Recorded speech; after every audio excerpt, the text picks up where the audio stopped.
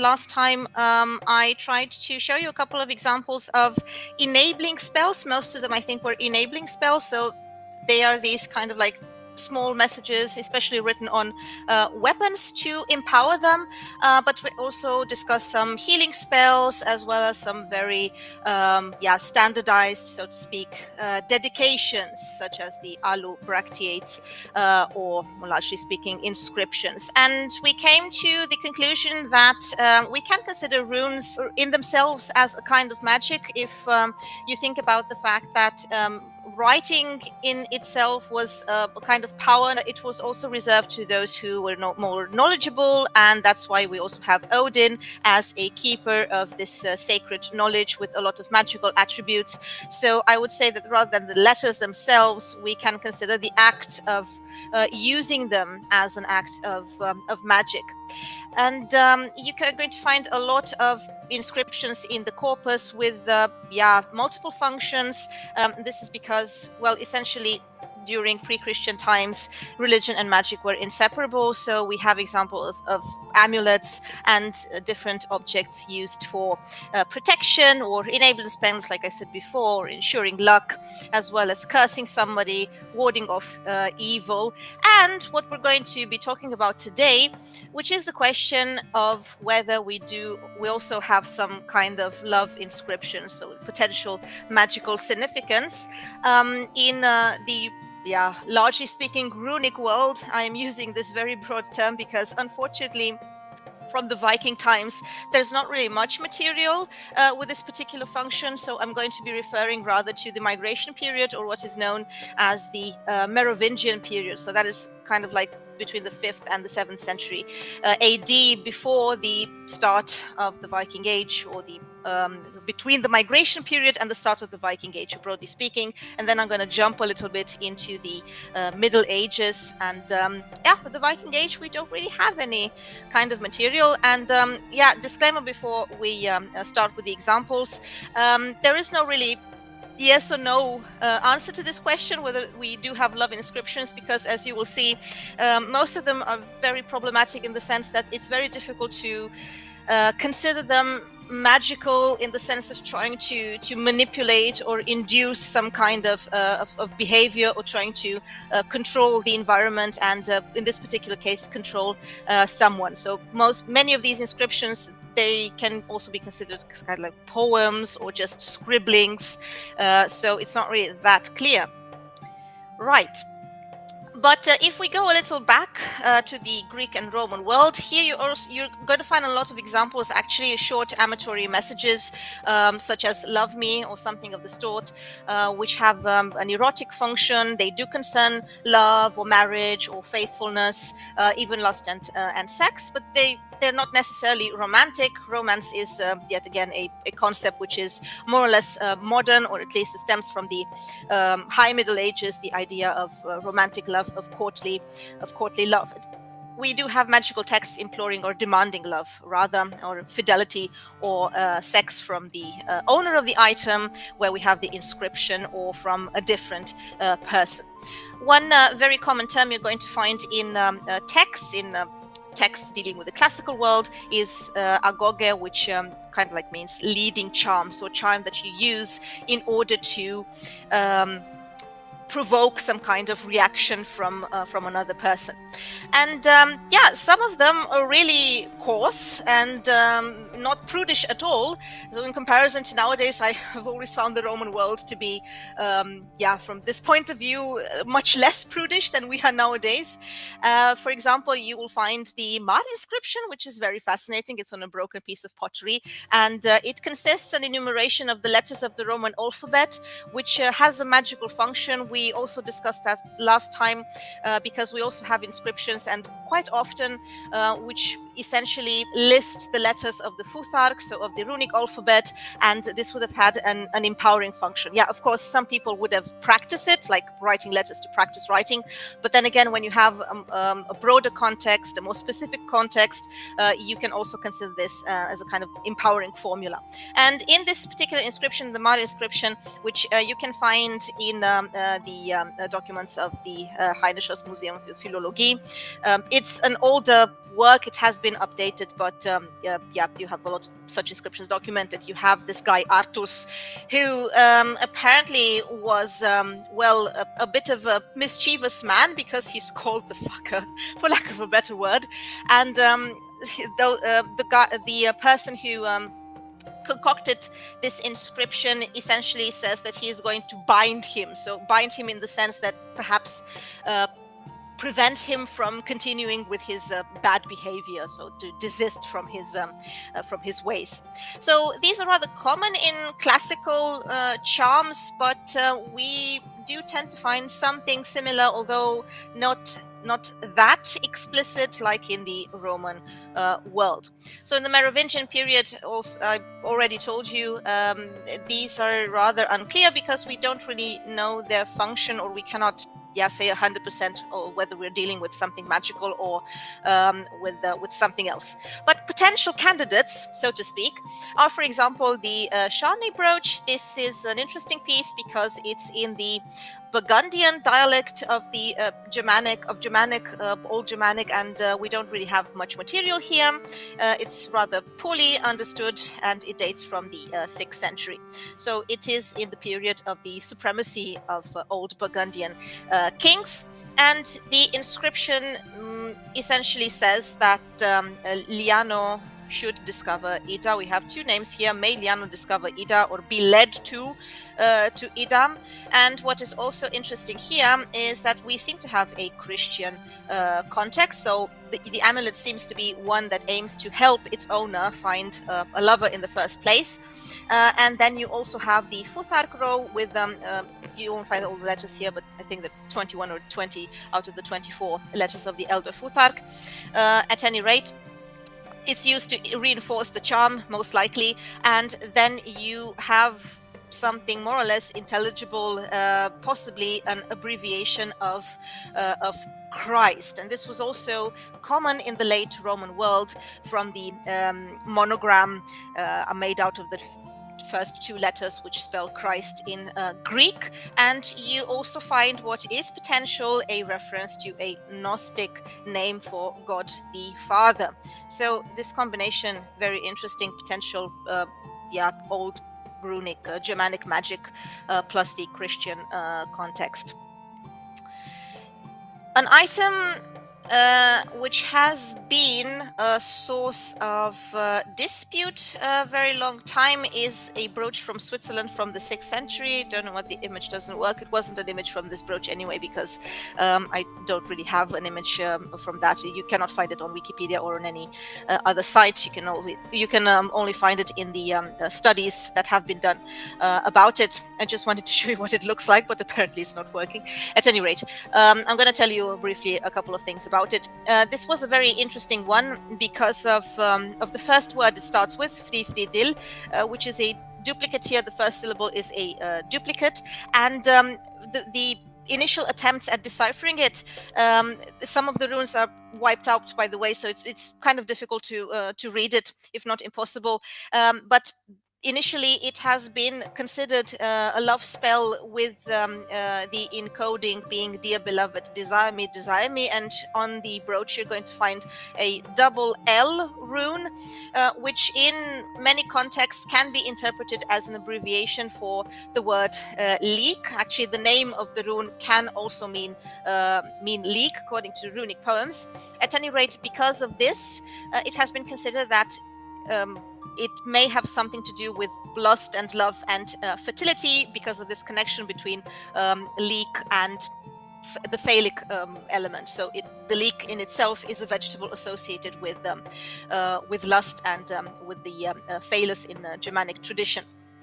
But the problem is, and this is something that has been done in the past few years, the problem is that actually only the first line is interpretable, the one with frifridil, and the other two lines seem to have been overinterpretations, because the newest research states that they don't actually have anything to do with one another because of the way they're written, and because the second and third line seem to be written in a way that doesn't correspond with the first one. They are more crooked, for example. It's not very clear. Not all the runes are clear, and definitely the carver, the runic carver, was the one who wrote the first line, and we don't really know who wrote the second and third lines, but it's pretty obvious that it was not the same person. So if you read the newer interpretations, when you have such a case, you're going to find, for example, an interpretation in the sense of performative action of multidimensional communication. I'm quoting here from the last study on this, which essentially states that when you're dealing with a prestigious object such as a brooch, you're also dealing with owners, multiple owners, and other carvings that have been performed on that brooch in a newer context. And as a result, the writing system is not always homogeneous, it's not only always unitary, and writing, at least in the second carvings, did not function as a means of linguistic communication. Sometimes it could have performed other functions, such as the graphic appearance, which would have placed it in a cultural context, but not in a clear linguistic ones. So yeah, perhaps it was indeed a love amulet, but on the other hand, in the current state of research, it has been overviewed. It has been overanalyzed, and the conclusion in this point is that it's actually an overinterpretation, and the graphs are not reliable epigraphically at all. And we also need to be very careful when we find this kind of runic writing, because it's not always linguistically clear. And the brooch also has this weird comb-like symbol, which is again something that has been interpreted as rather decorative, but at any rate not linguistic. So this was our candidate, which seems to have failed the test, unfortunately.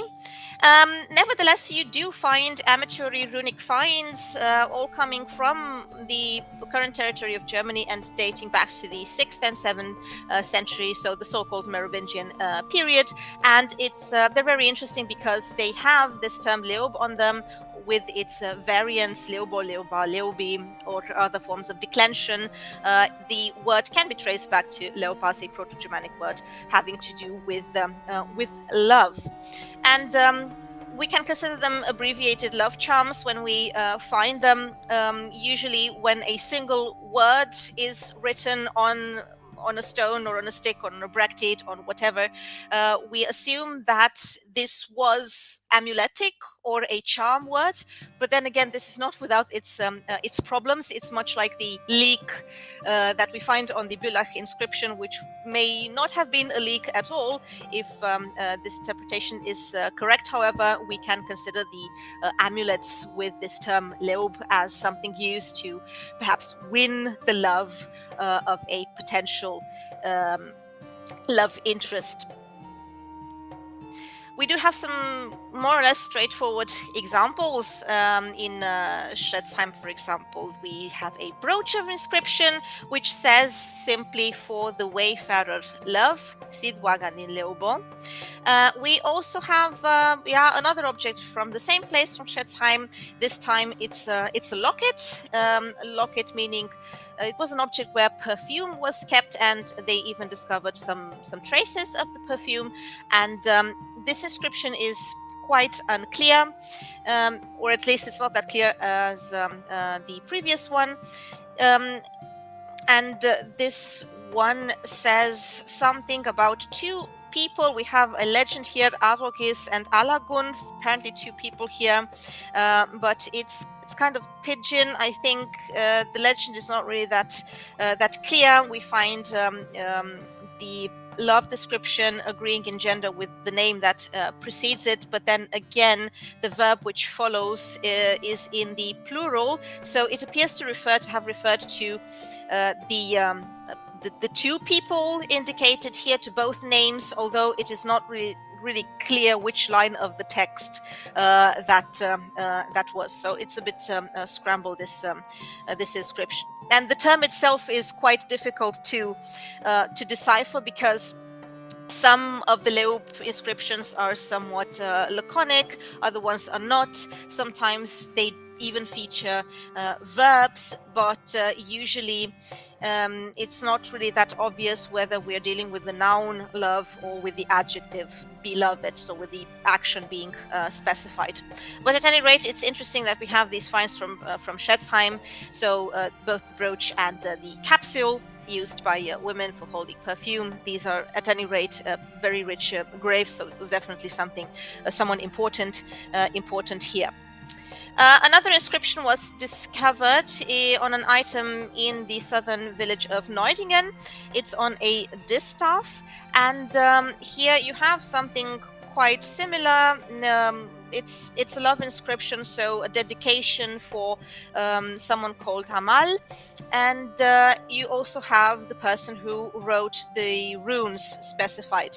Then again, it's very difficult to say whether these inscriptions were actually meant to work as magics for attracting love, or whether they were just, some form of dedication. So it's difficult to say whether they were charms or not, whether they had this amuletic function. Right, what else can we find? We can also talk about a disc brooch discovered in Bad Krotzingen.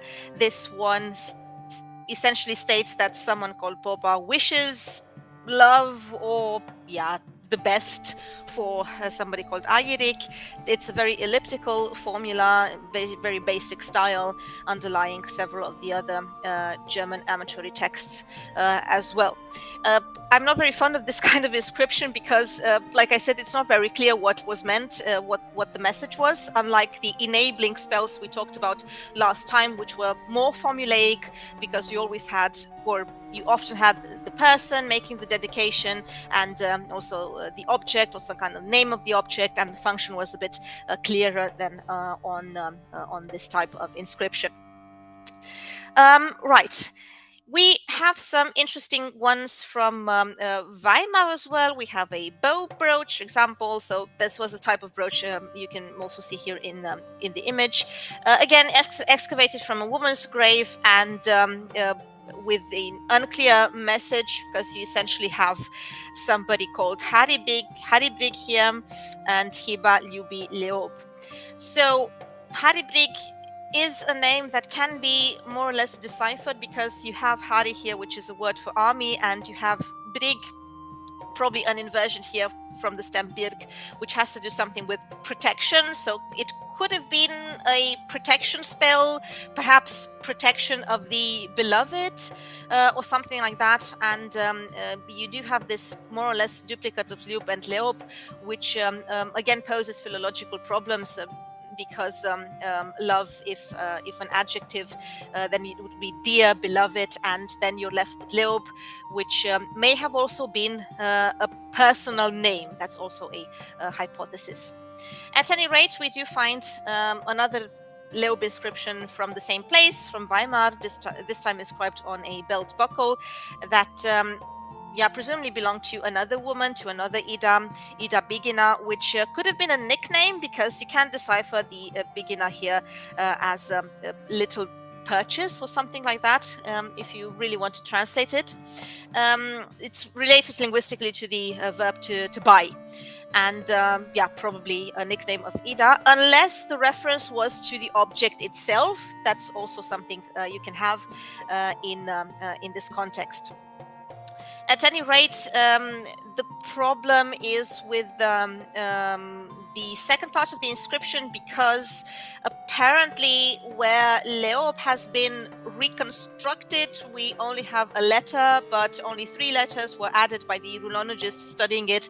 However, the traces indicate that there were at least 5 or even 6 runes here. So this interpretation is also under a big question mark, and probably at another a deeper analysis will show that we are dealing with another word if it is decipherable at all. Some of them are not decipherable even with all the technical advancements because they cannot be read anymore because they're very, very worn out.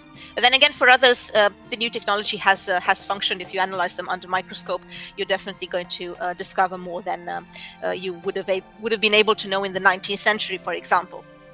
So the question really remains with this kind of inscription from the Merovingian times, whether it was an amatory legend, everyday expression, whether it was a posy inscription, a formulaic magic charm. So what were these objects? Actually, there is no definite way to say what they were. It is often only the context that tells us whether this legend would have also had some kind of magical significance, such as perhaps the one stating the protection of the beloved, perhaps. Right, if you move on a couple of centuries, you're going to end up in medieval Bergen in Norway, which is a very interesting place because it is full of sticks, of runic sticks, with very interesting messages. And these messages, nevertheless, unlike the Merovingian period, where, let's say, you can find some kind of magical connotation, especially when you have the descriptions with very few words, which tend to or seem to indicate some kind of dedication of magical use. Most of the runic inscriptions you're going to find in Bergen, because it's the medieval times, so I'm talking here about the 12th, 14th century. A lot of them are very long, first of all, so they have this narrative function rather than a magical one. And they do seem to be rather mundane, even very coarse, sometimes witty expressions, and not really magical ones. So you're going to find, for example, stuff like Nicolas an konutheiri vel girider heitir stjup dochtir pitas rögnum. So Nicholas loves well the woman called Girid, the stepdaughter of Peter Ragnar. So somebody really felt the need to write that down on a stick. On another stick, you can find a message such as Ausa an set ekveit, short for a name here. We don't really know which name, but at any rate, what I like most of these inscriptions is the use of the verb unna, which still exists nowadays in Scandinavian and in German as well, but in German it is gönnen. And this verb stems from an old root, the Proto-Germanic unana, and it essentially means not to love, but to allow someone else a benefit. So you can see a little bit the cultural difference here. So loving actually meant tolerating someone, which I find tolerating someone, which so I kind of find fascinating this aspect that we're not really dealing with romantic love here, or we're on the way to that, but in this point we have this more pragmatic meaning of love. So it's not very easy to discern simple messages from amuletic usages. At any rate, there seemed to be some kind of clue that there would have been at least something magical going on here, because on many of these inscriptions you can find the first three letters of the runic alphabet, so furth, which also happens to be a word for female genitalia. So the question that we can ask ourselves here is whether this would have also been considered a lucky charm, pretty much in the sense that if you write the whole alphabet, you would have empowered the inscription. And maybe if you wrote the first three letters, because you also have had this meaning, which indicates also something into the direction of fertility and lust and so on, perhaps it could have been considered a lucky charm. Then again, there is always the risk of over-interpreting, so maybe they just wanted to be funny and used a witty phrasing.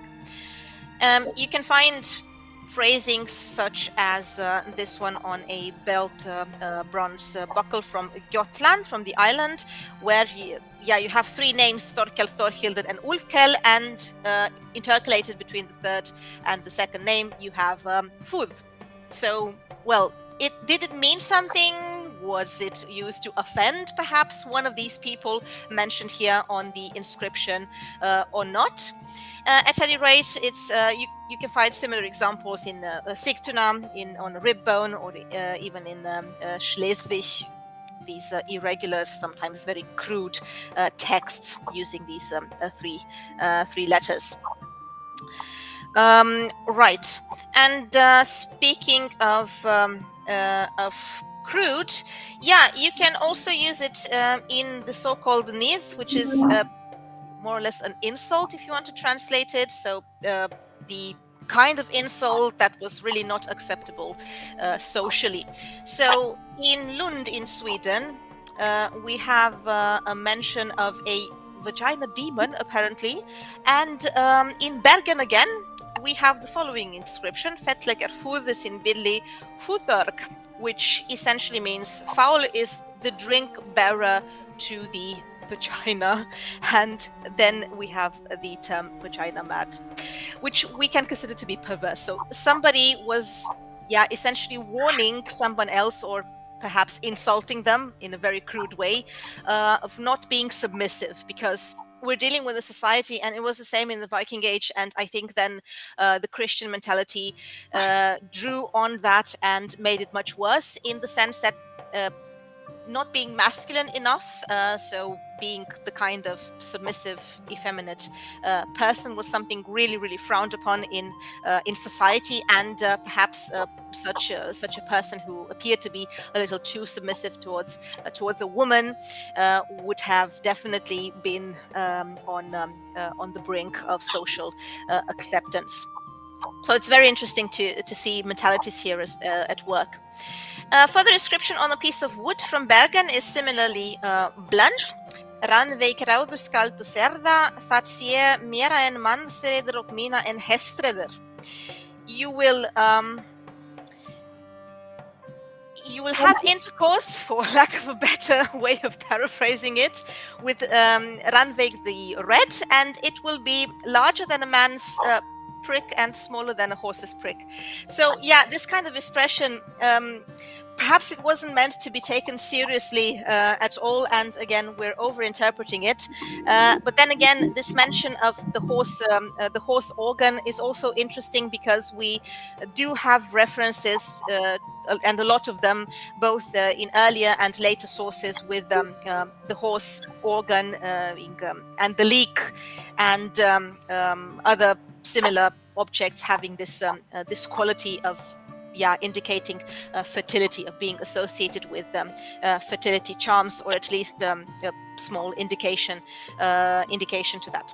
But then again, it may have just been a very witty message written by somebody in medieval Bergen, because it apparently is a very prolific place. A lot of people were engaged in this activity between the 12th and 14th century. It's very interesting. Better candidates for this description of being magic, I think, are the inscriptions where you do find a demand. So you do find this idea of asking for someone to love you, and we do have some interesting examples here. Simply a kiss me, or something a little more complex. We can even find them in more or less likely places, such as stave churches, like in the Gold Stave Church in Oslo, with a message of this type: kiss á mig því að ég erfida. So kiss me because I am troubled. So I demand you to kiss me to take my troubles away. Right, so many of the direct appeals for love even demand some kind of direct reciprocity, and they're not really amuletic inscription of a clear formulaic kind, as we have seen in the other types of inscriptions. They have this narrative connotation to them. In Looijenga in Sweden, you can find something similar. Aust min, kiss me, so my beloved, kiss me. In this sense, this is also something you find from Bergen. The one from Looijenga actually says, "Vertu vinner min," be my friend. Very interesting. And yeah, other examples include a rib bone from, again, Oslo. An sauthier eraristi runar thessar Thordis. So he who carved these runes loves you, Thordis. And then the reverse continues. Thora ekkan Yilia. Thora, I can seduce. This also sounds like a warning, and we actually do have some interesting references to, this idea of seducing and of forcing essentially the woman to engage in some kind of amorous relationship with you. Odin does that quite a lot. If you read the both the poetic and the prose Edda, he's a very treacherous god, and he is very well versed in runecraft. He boasts plenty of times his amorous conquests. For example, when he has this fight with his son in the poem of Harbardr, Harbardr being one of his many names, and he brags about him using a lot of love spells, mighty love spells on witches to seduce them, to take them from their men, and in order to gain knowledge. There's also the myth of the mead of poetry, and one of the reasons why Odin can acquire the mead of poetry is because he managed to seduce a giantess.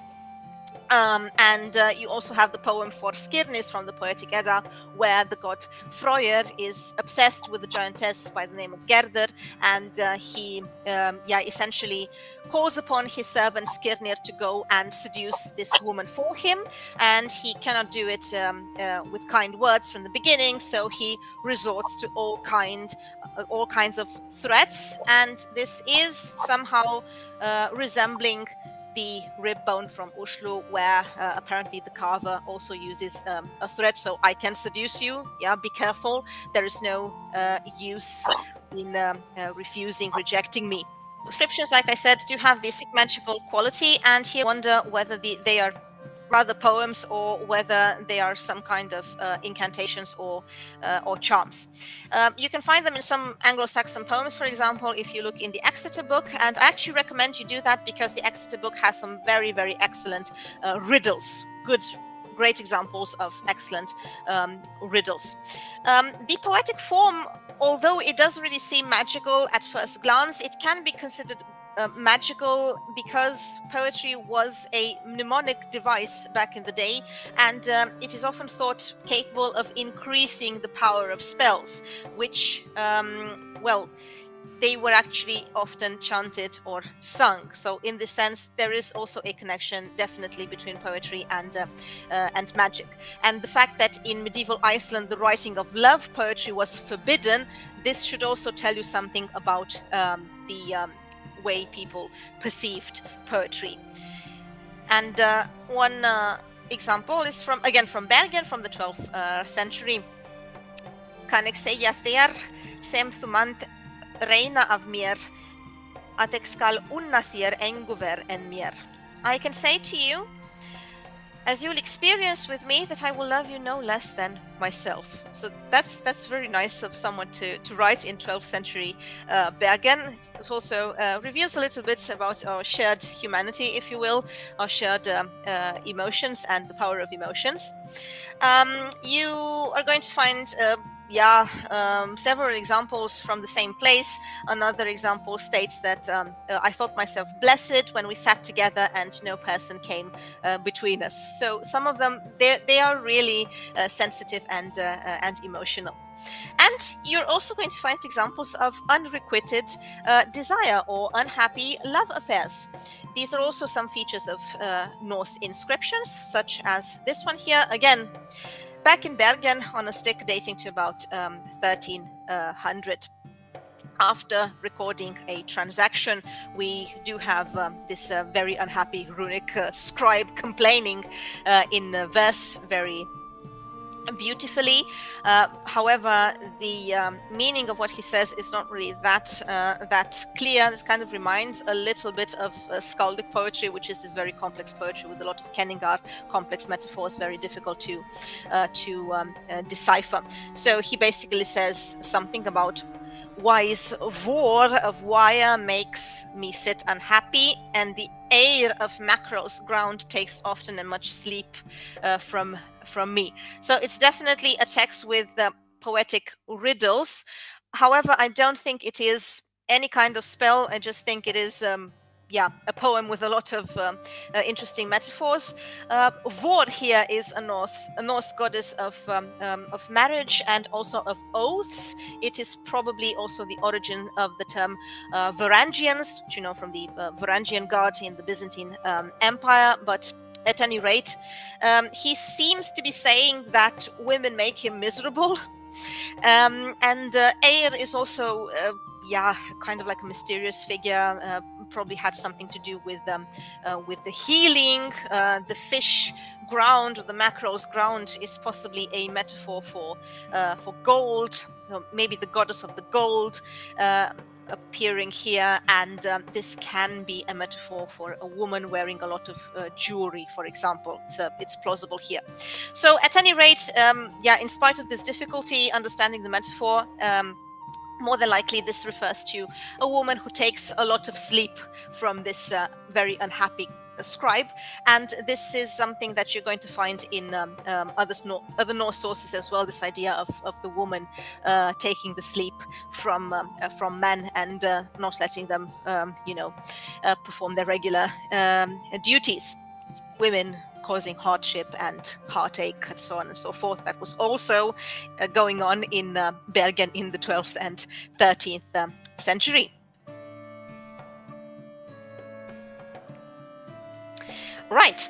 Other combinations or other functions you can find are reminiscent of what was going on continental Europe. So we are in this direction of chivalric love, chivalric romances, especially because there were contacts between Norway and Iceland as well, because Iceland in the 13th century, at any rate, came under the control of Norway, and through this connection, there were a lot of influences from European continental literature. You also have the legendary sagas, for example, with there is also old Germanic material recycled there, but there is also a great deal of influence from continental Europe, because women in the newer sagas, in sagas from 13th, 14th, 15th century, and so on and so forth, seem to be these creatures only causing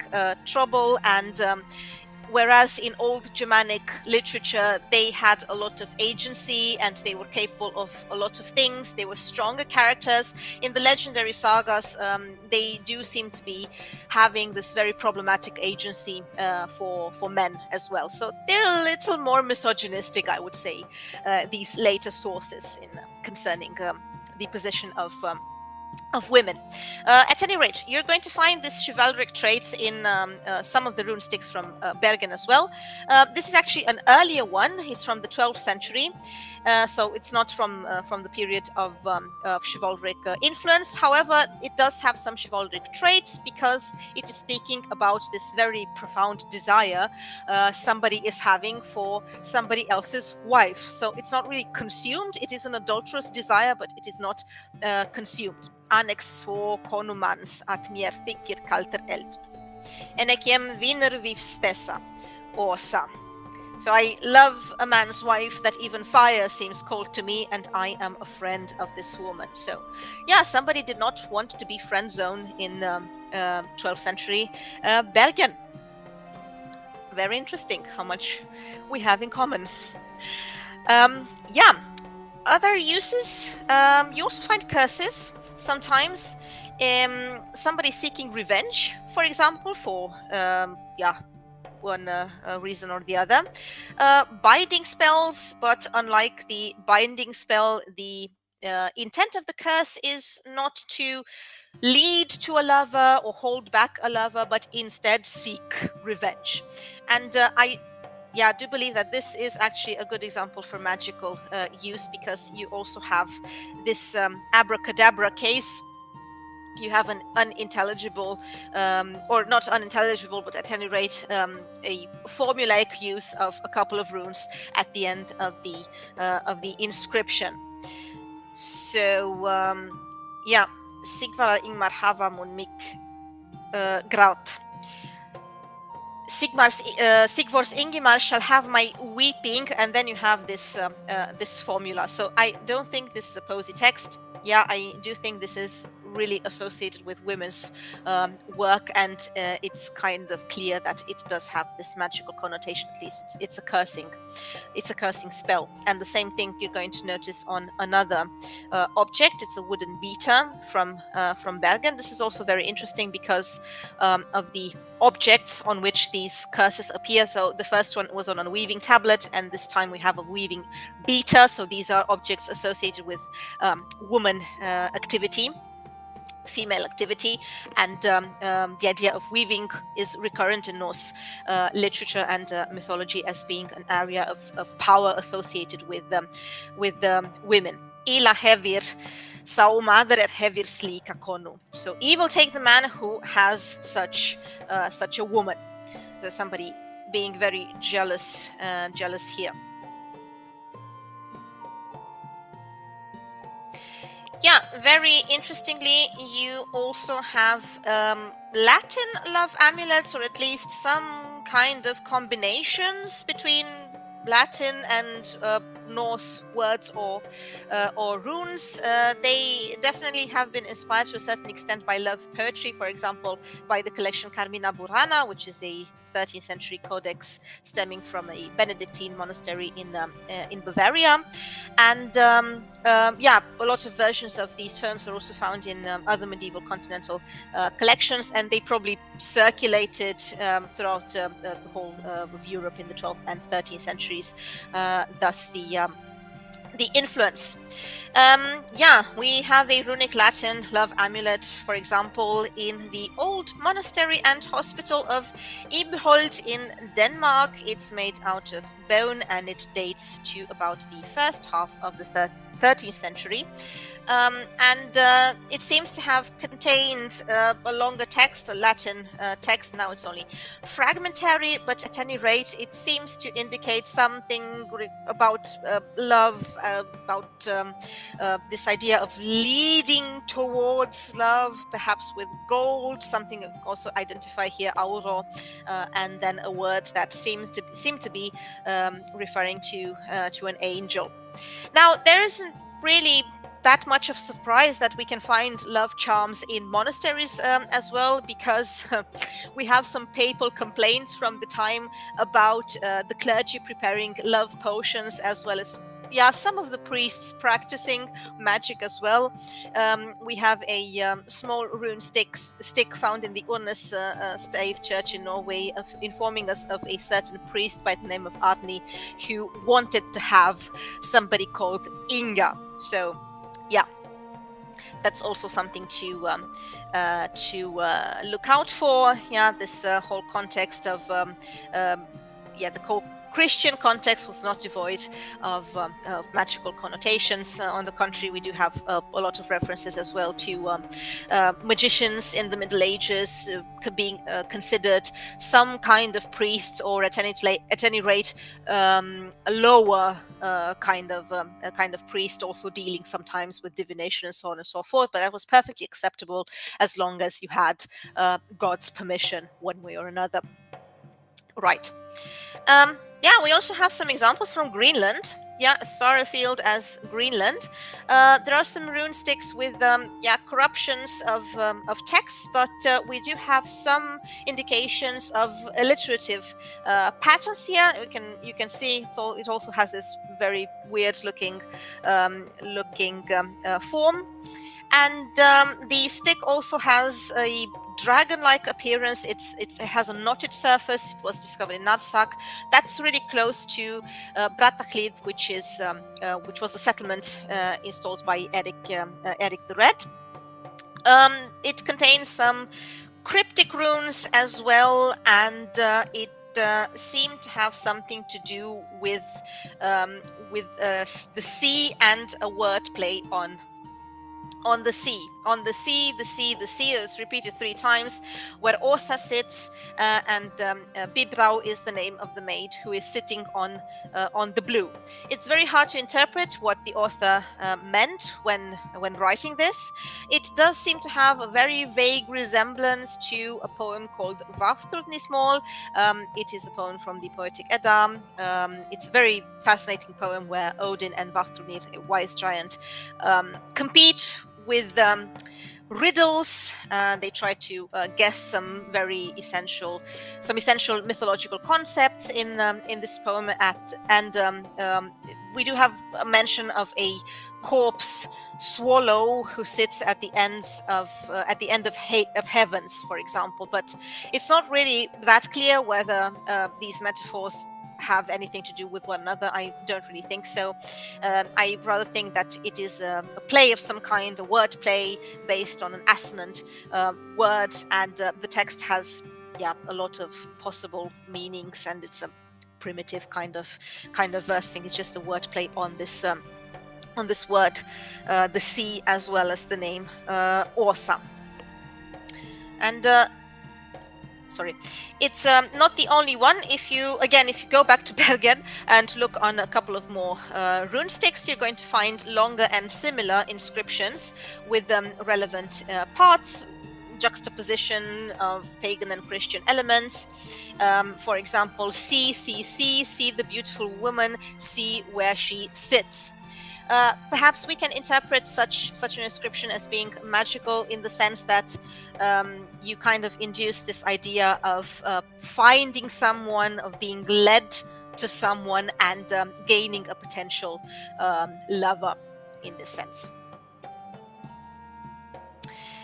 So this is about everything we have regarding this topic. It's kind of disappointing if we compare it to the many healing and enabling, empowering spells written on weapons, but essentially that's about it. We have these Merovingian amulets making use of the word leub, which seem to have been a local development. It's not really paralleled in the north, and we have items such as jewelry and distaffs, brooches, for example, so on.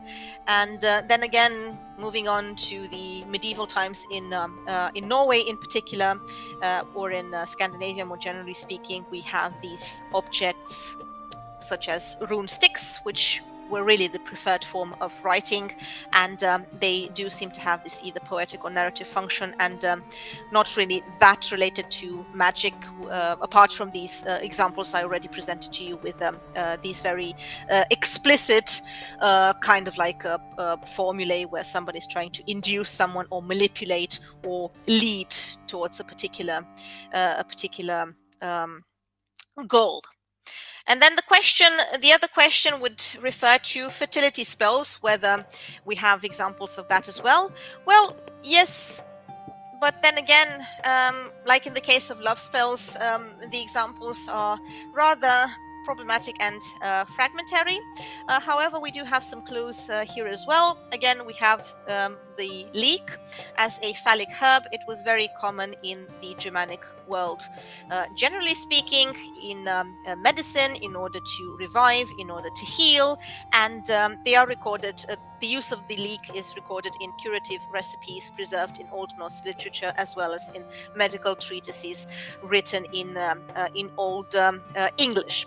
But it also had this connotation of virility, masculinity, a metaphor for virility. For example, in the Volsunga saga, the hero Sigurd is referred to as the green leek growing from the ground. So I think it's pretty explicit here what was meant. Right. And you can also find it, for example, on a bone instrument for preparing meat, a meat scraper from Fløgsan in Norway. Reading, well, there are actually 3 words here, Lina, Laukas, and Fehu. This suggests a generic charm, so something having to do with fertility, and perhaps the object itself is also indicative of that.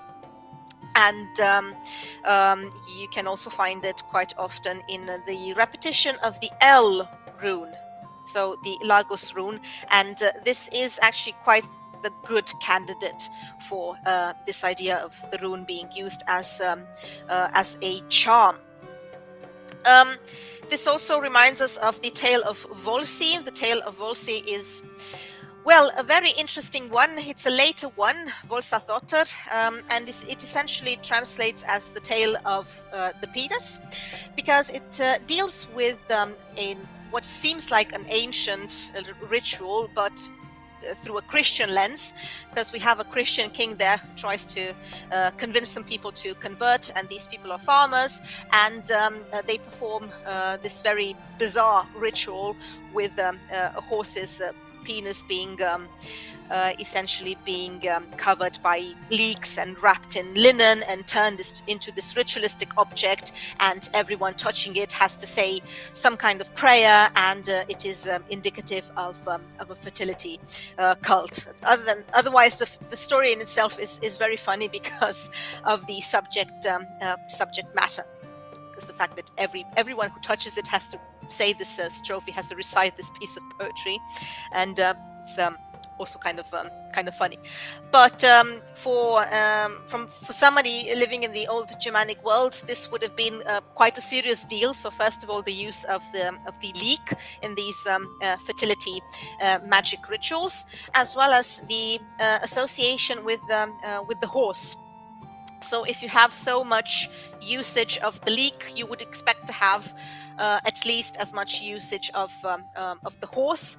So Ehwas, the old name. Horses were extremely important in the old Germanic world, in the old Norse world. You are going to find a lot of graves, for example, of important chieftains having been buried with the horse. Horses were also consumed, and you also find a lot of stories in Norse mythology with horses performing some pretty incredible tasks. Odin's eight-legged horse, Sleipnir, who also seems to have this function of connecting the worlds, because Hermod, a son of Odin, goes and pays a visit to Balder in the underworld, and he does so using Sleipnir. So this function of connecting between the world of the living and the world of the dead seem to have had something to do with the horses as well.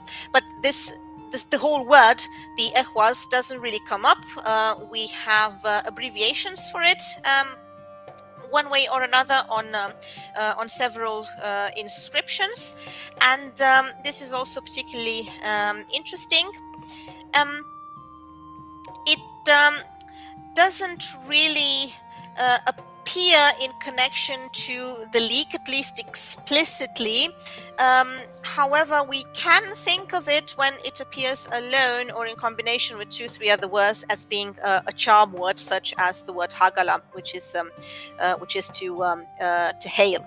Horses are also very much featured on bracteates from the migration period and from the Merovingian period. So these thin medallions worn around the neck, and we don't really have a complete correspondence between the inscriptions themselves and the pictures, but definitely due to the frequency with which they appear, the horses on these golden pendants would have definitely had a significance, significance of prowess, and also of sovereignty, definitely something associated with chieftains and kings and so on, as well as this sacrificial element. Yeah, because if you read, for example, the saga of Ragnkel, you're going to find a sacred horse, or a horse which is dedicated to Freyr, which is very important to the main character of the saga, Ragnkel, and it's also going to lead him into a lot of trouble. And then you have the saga of Håkon the Good, and here you also have interesting scene, which is reminiscent of these old Germanic rituals, because King Haakon at some point is required to drink from a broth made from the flesh of a sacrificed horse as a part of a pagan ritual, and the farmers are really insisting on him doing that. So it must have been very, very significant back in the day. Right. Another example is from the saga of Hervor, where we have a Swedish king by the name of Ingi, having been driven out of his realm because he was a Christian, and he banned the old sacrifices, and he was then replaced by his pagan brother-in-law, who became known as Sacrifice, or the sacrificial Svein, and he reinstituted the ancient sacrifice. And the saga tells that a horse was led up to the thing and shared out for eating, and then the sacrificial tree was reddened with the blood. So even if the saga is very new, so 14th century is a late saga, we do have these small clues of something having been going on centuries before this idea of sacrifice, of animal sacrifice, which was very important. This connotation of community doing something together, performing a sacrifice. Old Germanic religion was very much a religion of praxis, of practice, rituals, and these rituals took place within the community. So it wasn't really about dogmas or about reading from a sacred book, as we have it in monotheistic religion. So that's why I keep insisting on this idea that what you did was much more important than what you believed. And in this whole belief system, horses seem to have had an important role as well. Right. Interestingly, this word only survived in Icelandic, in the Icelandic yor. The other terms have to do with other words. In English, for example, we have mer, which stems from the old word mar, which apparently meant a war horse, and then you have the term hengist, which is in modern German and the Scandinavian languages stallion. And hengist, interestingly, is also an old English hero. Have the legend of Hengist and Horsa. So in the sense, because you have actual legendary chieftains or heroes called horses, this is also indicative of the horse being a symbol of prowess, of sacrifice, and supernatural, fertility, and so on and so forth. So chieftaincy associated deeply with this animal. But we also have a connection with something else, with a cult, the cult of the North Italic goddesses Raitia. This is also indicative of the contacts between old Germanic peoples and Italic, Celtic populations respectively, because in this particular cult, North Italian, we also have horses being representative of fertility, and one of the epithets of this goddess seemed to have been pora, so that is essentially the leaky one, a description that clearly refers to fertility. So these two elements, leeks and horses, do seem to have had a broader cultural impact, and here you can see the different connections between the Germanic, the Italic, and the Celtic world. This is something we also discussed in connection with the term alu, appearing on a lot of the inscriptions, and seemingly meaning dedication. Exactly, bringing me to the last point of discussion. So the term alu, if you have a look on runestones, you're not really going to find it. However, you do find it on one important runestone, on the Eliasem stone, and it's just a stone with this word. Now, the term alu, the most probable explanation for it is that of dedication. It's not really clear whether it had something to do with fertility or not, but it does appear on all kinds of objects, often in isolation, and it also often appears on weapons, as discussed last time. This huge granite stone from Norway also suggests that rune stones themselves could have been amuletic texts. However, this is a particular example because it was found in a burial mound, so it may have been in this magical funerary context. Right. Yeah, it's not really unusual that we have all kinds of references to this topic of stones being also considered phallic symbols. In pagan times in the north, fertility and abundance were often symbolized by erect penises, and it also is something that Adam of Bremen noticed in his description of the image of the god Freyr in Uppsala shortly before the year 1200s, and he describes the statue as having a much exaggerated phallus. So in the sense, were rune stones also phallic symbols? The older ones, I think so. So for example, between 200 and 700, so in the early Norse world, you're going to find holy white stones, as they are called in literature, and they are carved in the shape of these huge erect penises, unlike what 19th century scholars said, that they look like mushrooms. It's not really a mushroom, is it? Yeah.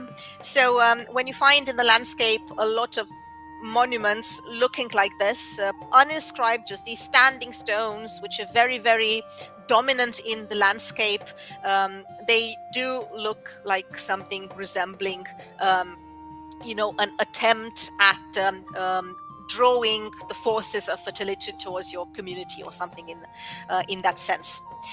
Also interesting, in the Bronze Age in Scandinavia, you can also find cup stones, and these cup stones were actually stones with orifices in them. So you could have placed offerings in these spaces, and this was again something indicative of either a funerary practice or a fertility rite, or perhaps both of them. A later reference, the Kristni saga, the Icelandic saga of Christianization, even tells of the land spirits, of the landvættir, the guardian spirits living in stones, and that is why many such stones had to be held in the dwelling places of the sacred land spirits, so they can have a home as well. Yeah, and if you look at the Gotlandic picture stones, which are these stones, really pictorial stones specific to the island of Gotland, with potentially mythological scenes. Some of them can be identified, but then again, you always need to be careful when you read the texts, if you can identify something in these pictures, or whether again this is an overinterpretation. It's always a problem here, but at any rate, some of them do have this shape as well, and the question again that arises is whether that was intentional or whether that was just by accident, and yeah, most likely it was intentional as well. So it definitely had some kind of power using this shape. Yeah. Regarding the inscription, the last thing I'm going to discuss is a series of interesting stones which seem to be connected to one another, and which indeed do seem to indicate something going on in the area of fertility cults. Yeah, it's a connection of stones from the region of southern Sweden, from the region of Blekinge, and we have some interesting inscriptions here. We have the stones known as Kummarp, Stentoften, Björketorp, and Istaby, and they all seem to be referring some kind of ritual. Now, the first one which has been lost, unfortunately, is quite a simple one. Hathuwolf set 3 staves, and then we have 3 Fs. Most likely the Fs stand for Fehu, which is the rune F, obviously, and it also stands for wealth. So it is probably an invocation of wealth coming to the community, or something of the sort. Then in the Stentoften one, which is the longest one, as you can also see here, I am just going to summarize it. So it essentially says, to the new farmers, to the new guests arriving, Hathuwolf gave Hariwolf protection of the descendants. I commit here a row of bright runes, of mighty runes, and may an insidious death be brought to those who break it, and also protectionless perversion or something like that. At any rate, the master carver invokes the infamous concept of ergi, so unmanliness, effeminacy, which was among the worst things that could have happened to you in the Norse world, and he invokes this to be bestowed upon the one who has the courage to break the stone. The indication would be to a kind of a ritual, because the inscription also mentions some stallions and the general context of a bountiful year, some kind of feast taking place in order to induce a bountiful, a fertile, prosperous year. And actually the rune for that, the E rune for bountiful year, so it's not just a year, but it's a bountiful, it has to be a prosperous one. You don't have the full word, you only have the rune which expresses that. So it does seem to be here a reference to a cult of fertility, a ritual taking place. And it's actually the curse is actually repeated on the Björkatorp stone. Again, perversion should strike the one who breaks the rune, as well as an insidious death. And on the last rune, in the Istaby rune, we have again these names. Hathuwolf, son of Herewolf, writes these runes in memory of Hariwolf. Perhaps it is not coincidental that all these people involved in this ritual carry this name referring to wolves. Perhaps it was also indicative of a initiatory ritual. Perhaps they were younger warriors involved in some kind of warrior cult. That is a tad speculative, but we do have the plates from Torslunda, for example, where we have these people apparently dressed in animal skins. What is called berserker in later literature. However, we also need to be careful here with these speculations. But at any rate, all stones seem to have indicated this idea of some kind of fertility ritual going on, with a potential initiatory significance for a small group of people, possibly warriors, involved in some kind of animalistic cult as well. Maybe. Yeah, so it's this maybe is something we're going to have to live with, for lack of anything better, for lack of certainty. So as a broad conclusion to what we have discussed so far, first of all, we are dealing with southern amuletic traditions with magical connotations, as we have seen in these Leob inscriptions, for example, with an inspiration from Greco-Roman customs, on the other hand, and on on the one hand, and on the other hand, we do have a more, let's say, local approach in the northern part of the Germanic world, with this more explicit ritualistic expression. Of course, we also have a chronological difference here, and the northern objects, especially these rune stones as well as rune sticks, they do seem to have integrated the local cults and local beliefs into this landscape. And yeah, you can speak from this point of view from a multifunctional runic literacy, because these references, no matter how flimsy they are to love and especially to fertility, they do indicate that runic, so historical inscriptions, definitely had a lot of usages and a lot of purposes. And when you say literacy, you not only refer to the ability of people to put their messages in writing, so the ability to create linguistic communication. It's also the ability to create cultural communication by using similar objects, for example, by transmitting these objects from one to another, from one community to another. That would have definitely helped with this whole discourse of literacy and at least kind of like a common thread of this world, despite its many variations and differences.